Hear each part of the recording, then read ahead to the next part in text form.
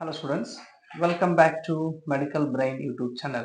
So, ಕೊನೆ ವಿಡಿಯೋದಲ್ಲಿ ನಾವು ಡಿಸ್ಕಷನ್ ಮಾಡೋದೇನಪ್ಪ ಅಂದ್ರೆ ಪ್ಯಾರಾಮೆಡಿಕಲ್ ಅಂದ್ರೆ ಏನು ಅಥವಾ ಪ್ಯಾರಾಮೆಡಿಕಲ್ ಇರುವಂತಹ ಕೋರ್ಸಸ್ಗಳು ಯಾವುವು ಅಂತೇಳಿ ಡಿಸ್ಕಷನ್ ಮಾಡಿದ್ವಿ.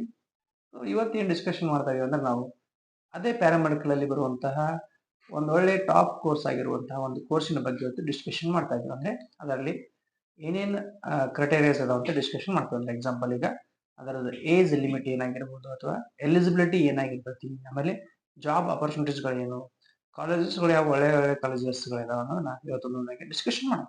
ಓಕೆ, ಸೊ ಯಾವ ಕೋರ್ಸ್ಪಾ ಅಂತಂದ್ರೆ ಅದು ತಮಗೆಲ್ಲರಿಗೂ ಗೊತ್ತಿರೋ ಹಾಗೆ DOT&AT ಅಂತೇಳಿ ಕೋರ್ಸ್ನ ನೀವು ಕೇಳೇ ಇರ್ತೀರ, ಹೌದಾ? DOT&AT ಏನ್ರಿ DOT&AT ಅಂದ್ರೆ diploma operation theatre technician and anaesthesia technician ಅಂತ ಕರಿತೀವಿ ನಾವು. ಬಹಳಷ್ಟು ವಿದ್ಯಾರ್ಥಿಗಳಿಗೆ ಪ್ಯಾರಾಮೆಡಿಕಲ್ ಅಂತಂದ್ರೆ ಒಂದೇ ಕೋರ್ಸ್ ಅಂತೇಳಿ ನಾವು ಕನ್ಫ್ಯೂಷನ್ ಒಳಗೆ ಇರ್ತೀವಿ, ಹೌದಾ? ಸೊ ಪ್ಯಾರಾಮೆಡಿಕಲ್ ಅಲ್ಲಿ ಬರುವಂತಹ ಕೋರ್ಸಸ್ಗಳು 9 ಕೋರ್ಸಸ್ಗಳು. ಸೊ ನಾವು ಕೊನೆಯ ವಿಡಿಯೋದಲ್ಲಿ ನಾವು ನಿಮಗೆ ಡಿಸ್ಕಷನ್ ಮಾಡಿ ಒಂದೊಂದಾಗಿ ಹೇಳಿದ್ವಿ ಈ ಪ್ಯಾರಾಮೆಡಿಕಲ್ ಅಂದ್ರೆ ಇನ್ನೊಂದು ವಿಡಿಯೋನ ನಾವು ಪ್ರೀವಿಯಸ್ ಅಲ್ಲಿ ಹಾಕಿದ್ವಿ. ಸೊ ಆ ವಿಡಿಯೋದಲ್ಲಿ ನಾವೇನ್ ಮಾಡಿದ್ವಿ ಅಂದ್ರೆ ಒಂದೊಂದು ಕೋರ್ಸಿನ ಬಗ್ಗೆ ಡಿಸ್ಕಷನ್ ಮಾಡಿದ್ವಿ. ಸೊ ಯಾರಾದ್ರೂ ಹೊಸದಾಗಿ ನಮ್ಮ ಚಾನೆಲ್ ಅನ್ನು ವಿಸಿಟ್ ಮಾಡಿದ್ರೆ ದಯವಿಟ್ಟು ನಮ್ಮ ಚಾನಲ್ ಸಬ್ಸ್ಕ್ರೈಬ್ ಮಾಡ್ಕೊಳ್ಳಿ. ಅದೇ ರೀತಿ ಈ ವಿಡಿಯೋನ ಕಂಪ್ಲೀಟ್ ಆಗಿ ನೋಡ್ಕೊಳ್ಳಿ. ನಿಮಗೆ ನಾವು ಈ DOT&AT ಅನ್ನೋ ಕೋರ್ಸಿನ ಬಗ್ಗೆ ಕಂಪ್ಲೀಟ್ ಮಾಹಿತಿ ನಿಮಗೆ ಕೊಡ್ತೀವಿ. ಓಕೆ, ಸೊ ನಾವು ಈ ವಿಡಿಯೋದಲ್ಲಿ ನಾವು ಏನು ಡಿಸ್ಕಷನ್ ಮಾಡ್ತೀವಿ ಅಂದ್ರೆ DOT ಒಳಗಡೆ ಬರುವಂತಹ ಜಾಬ್ ಅಪರ್ಚುನಿಟೀಸ್ ಆಗಿರ್ಬೋದು, ಅದರ ಒಂದು ಏಜ್ ಲಿಮಿಟ್ ಆಗಿರ್ಬೋದು, ಅಥವಾ ಅದರ ಪರ್ಸೆಂಟೇಜ್ ಏನಿರಬೇಕು ನಾವು DOT&AT ಮಾಡಬೇಕಾದ್ರೆ, ಅಥವಾ ಅಲ್ಲಿ ನಾವು ಏನ್ ಎಲಿಜಿಬಲ್ ಆಗಿರಬೇಕು DOT ಮಾಡ್ಲಿಕ್ಕೆ ಅನ್ನೋದನ್ನ ಒಂದೊಂದಾಗಿ ನೋಡ್ಕೊಂತ ಹೋಗೋಣ. ಓಕೆ, ಮೊದಲಿಗೆ ಏನ್ ನೋಡ್ತಾ ಇದೀವಿ ಅಂದ್ರೆ DOT&AT ಒಳಗಡೆ ಎಲಿಜಿಬಿಲಿಟಿ ನೋಡ್ತಾ ಇದೀವಿ. ಎಲಿಜಿಬಿಲಿಟಿ ಅಂದ್ರೆ ಏನಪ್ಪಾ ಅಂದ್ರೆ ನಾವು ಈ ಒಂದು DOT&AT ಅನ್ನೋ ಕೋರ್ಸ್ ಅನ್ನ ಮಾಡಬೇಕಾದ್ರೆ ನಾವು ಪ್ರೀವಿಯಸ್ ಅಲ್ಲಿ ಅಂದ್ರೆ ಹಿಂದಿನ ವರ್ಷದಲ್ಲಿ ನಾವು ಏನ್ ಮುಗಿಸಿರ್ಬೇಕಂತಂದ್ರೆ ಅಟ್ಲೀಸ್ಟ್ ನಾವು SSLC ಏನಾದರೂ ಮುಗಿಸಿರ್ಬೇಕಾಗ್ತದ. ಓಕೆ, SSLC ಅಂದ್ರೆ 10th ಆದ್ರೂ ನಾವು ಮುಗಿಸಿರ್ಬೇಕಾಗ್ತದ. 10th ಆದ್ರೂ ಮುಗಿಸಿದ್ರೆ ನಿಮ್ಗೆ ಇದು ಈ ಒಂದು DOT&AT ನಿಮ್ಗೆ ಎಷ್ಟು ವರ್ಷದ ಇರ್ತದೆ ಅಂದ್ರೆ 3 ವರ್ಷದ ಕೋರ್ಸ್ ಆಗಿರ್ತೈತಿ. ಓಕೆ, ಯಾವುದು DOT&AT ನೀವು SSLC ಮಾಡಿದ್ರೆ ನಿಮ್ಗೆ ಇದು 3 ವರ್ಷದ ಕೋರ್ಸ್ ಆಗಿರ್ತೈತಿ. First year, second year, third year ಈ ತರ ನೀವು ಕಲಿತೀರಿ. ಅದಾದ್ಮೇಲೆ 3 ತಿಂಗಳ ಒಟ್ಟಿಗೆ ನಿಮಗೆ ಪ್ರಾಕ್ಟಿಕಲ್ ಟ್ರೈನಿಂಗ್ ಆಗ್ತಾರ, ಅಂದ್ರೆ ಇಂಟರ್ನ್ಶಿಪ್ ಟ್ರೈನಿಂಗ್ ಅಂತ ಕರಿತೀವಿ ನಾವು. ಅದನ್ನ ನೀವು 3 ತಿಂಗಳು ಮಾಡ್ಬೇಕಾಗ್ತದೆ. ಆಪರೇಷನ್ ಥಿಯೇಟರ್ ಒಳಗಡೆ ನೀವು ಈ ಕೆಲಸನ ಮಾಡ್ಬೇಕಾಗ್ತದೆ, ಟ್ರೈನಿಂಗ್ ತಗೋಬೇಕಾಗ್ತದೆ. ಅದೇ ರೀತಿ ನೀವೇನಾದ್ರೂ PUC ಒಳಗಡೆ ಆರ್ಟ್ಸ್ ಕಾಮರ್ಸ್ ಏನಾದ್ರು ಮಾಡಿದ್ರಂದ್ರ ನಿಮಗೂ ಕೂಡ ವಿದ್ಯಾರ್ಥಿಗಳೇ ಇದು 3 ವರ್ಷದ ಕೋರ್ಸ್ ಆಗಿರ್ತದೆ. ಯಾವುದು DOT&AT. ನೀವು ಕೂಡ ಇಲ್ಲಿ first year, second year, third year ಮುಗಿಸಿ ನೀವು 3 ತಿಂಗಳು ಇಂಟರ್ನ್ಶಿಪ್ ಮಾಡ್ಬೇಕಾಗ್ತದೆ. ಓಕೆ, ನಾನು ಯಾಕೆ ಈ ವರ್ಷಗಳ PUC arts separate, commerce separate, ಆಮೇಲೆ SSLC ಸಪರೇಟ್ ಹೇಳಿದಂದ್ರೆ ಇನ್ ಕೇಸ್ ನೀವೇನಾದ್ರೂ PUC ಸೈನ್ಸ್ ಮಾಡಿದ್ರಂದ್ರೆ ನಿಮ್ಗಿಲ್ಲಿ 2 ವರ್ಷ ಮಾತ್ರ ನಿಮಗಿದು ಈ ಒಂದು ಕೋರ್ಸ್ ಇರ್ತದೆ. ಅಂದ್ರೆ ಸೆಕೆಂಡ್ ಇಯರ್, ಥರ್ಡ್ ಇಯರ್ ಮಾತ್ರ ನೀವು ಇಲ್ಲಿ ಕಲಿತೀರಿ PUC ಸೈನ್ಸ್ ಮಾಡಿದ್ರೆ ಮಾತ್ರ. ಓಕೆ, ನಿಮಗಿಲ್ಲಿ 1 ವರ್ಷ ರೆಡ್ಯೂಸ್ ಆಗ್ತದೆ. ನಿಮಗೂ ಕೂಡ 3 ತಿಂಗಳ ಇಂಟರ್ನ್ಶಿಪ್ ಟ್ರೈನಿಂಗ್ ಇರ್ತದೆ. 2 ವರ್ಷ 3 ತಿಂಗಳು ನಿಮ್ಗೆ ಇಂಟರ್ನ್ಶಿಪ್ ಟ್ರೈನಿಂಗ್ ಇರ್ತದೆ. SSLC ಏನಾದ್ರು ಆರ್ಟ್ಸ್ ಕಾಮರ್ಸ್ SSLC ಮಾಡಿದ್ರೆ ನಿಮ್ಗೆ 3 ವರ್ಷ ಪ್ಲಸ್ 3 ತಿಂಗಳು ಇಂಟರ್ನ್ಶಿಪ್ ಇರ್ತದೆ. ಓಕೆ, ಸೊ ಇನ್ನು ಇದ್ರದ್ದು ಏಜ್ ಲಿಮಿಟ್ ಎಷ್ಟಿರ್ಬೇಕಪ್ಪ ಅಂದ್ರೆ ಈ ಪ್ಯಾರಾಮೆಡಿಕಲ್ ಒಳಗಡೆ ಬರುವಂತಹ DOT&AT ಕೋರ್ಸ್ ಮಾಡ್ಬೇಕಾದ್ರೆ ನಿಮ್ಗೆ ಏಜ್ ಲಿಮಿಟ್ ಎಷ್ಟಿರ್ಬೇಕಂತಂದ್ರ ನಿಮ್ಮ ಏಜ್ ಮಿನಿಮಮ್ ಎಷ್ಟಿರ್ಬೇಕಂದ್ರೆ 16 ಪ್ಲಸ್ ಇರ್ಬೇಕಾಗ್ತದೆ. 16 ಪ್ಲಸ್ ಇದ್ದಾಗ ನೀವು ಈ ಒಂದು ಕೋರ್ಸ್ ಅನ್ನ ಮಾಡ್ಲಿಕ್ಕೆ ಅರ್ಹರಾಗ್ತೀರಿ. ಅದೇ ರೀತಿ ಮ್ಯಾಕ್ಸಿಮಮ್ ಎಷ್ಟಿರ್ಬೇಕಂತಂದ್ರ ನಿಮ್ಗ 35 ಏಜ್ ಒಳಗಡೆ ಮಾತ್ರ ನೀವು ಈ ಕೋರ್ಸ್ ಅನ್ನ ಮಾಡಬಹುದು. 35 ಪ್ಲಸ್ ಆದ್ರೆ ನೀವು ಈ ಕೋರ್ಸ್ ಅನ್ನ ಮಾಡ್ಲಿಕ್ಕೆ ಬರಲ್ಲ.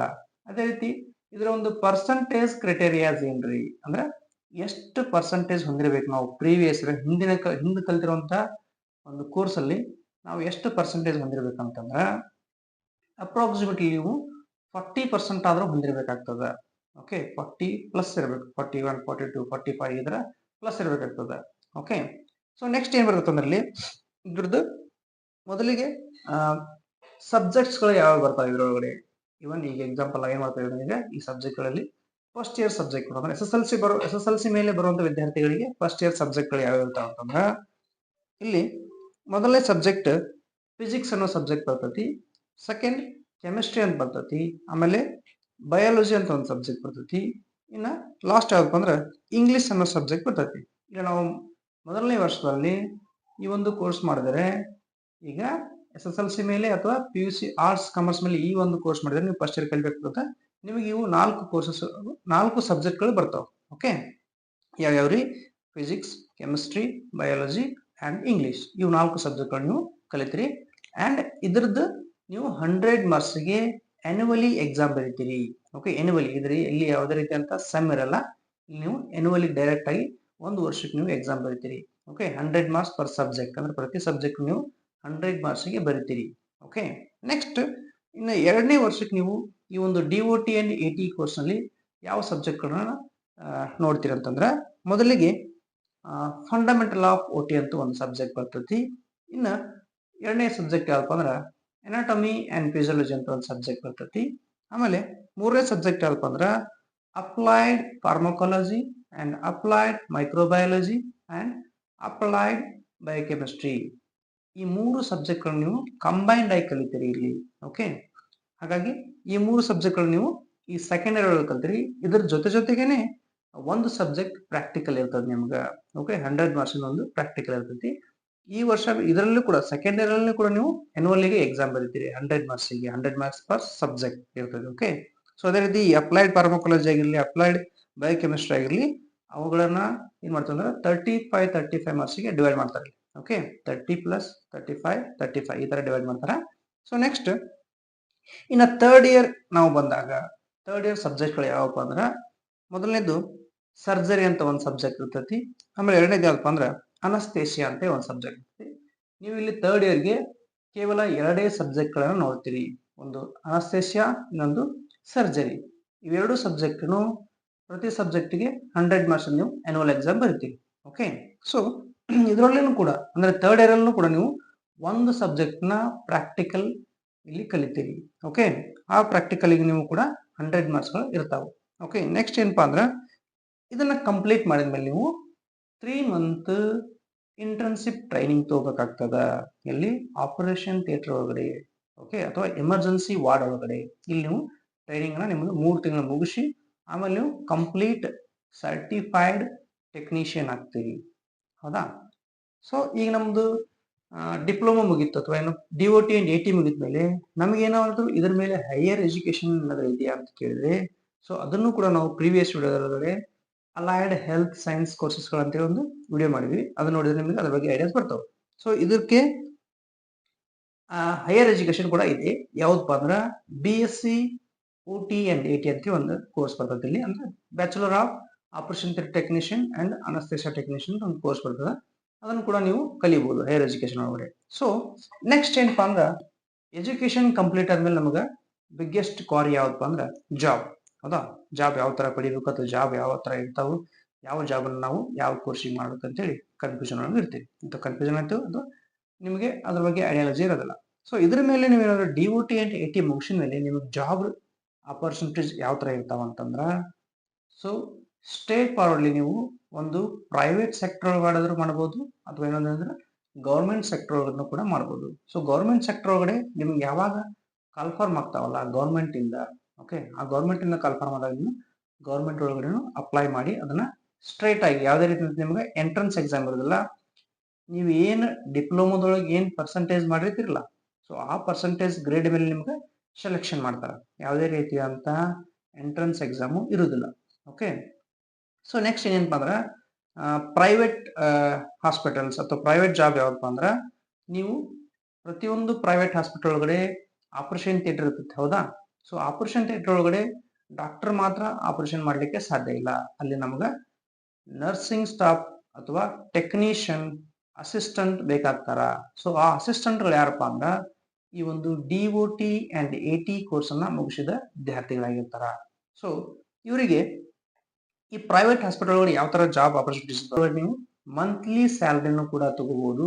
ಅದೇ ರೀತಿ ನಿಮ್ಗೆ ಎಕ್ಸ್ಪೀರಿಯನ್ಸ್ ಆದಂಗ ನೀವು ಪರ್ OTಗೂ ಕೂಡ ನೀವು ಆ ಒಂದು ಪೇಮೆಂಟ್ ನ ಚಾರ್ಜ್ ಮಾಡಬಹುದು. ಈ ಎಕ್ಸಾಂಪಲ್, ಈಗ ನೀವು ಫ್ರೆಷರ್ ಆಗಿದ್ರಂದ್ರೆ ನೀವು ಮಂತ್ಲಿ ಸ್ಯಾಲರಿ ತಗೋಬಹುದು, ಮಂತ್ಲಿ ಸ್ಯಾಲರಿನ ತಗೋತಿರ್ತೀವಿ. ಹೌದಾ?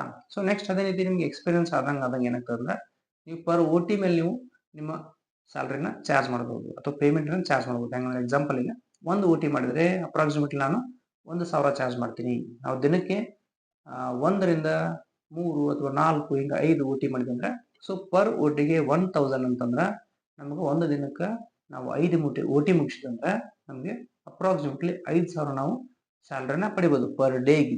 ಓಕೆ, ಈ ತರ ನಾವು ನಮ್ಮ ಒಂದು ಅಂದ್ರೆ ನಮ್ಮ ಎಕ್ಸ್ಪೀರಿಯನ್ಸ್ ಮೇಲೆ ಅಥವಾ ನಮ್ಮ ಕಮ್ಯುನಿಕೇಶನ್ ಮೇಲೆ ನಿಮ್ಮ ಸ್ಯಾಲ್ರಿ ಡಿಪೆಂಡ್ ಆಗ್ತದೆ ಅದಾದ್ಮೇಲೆ ಪ್ರೈವೇಟ್ ಹಾಸ್ಪಿಟಲ್ ಒಳಗಡೆ.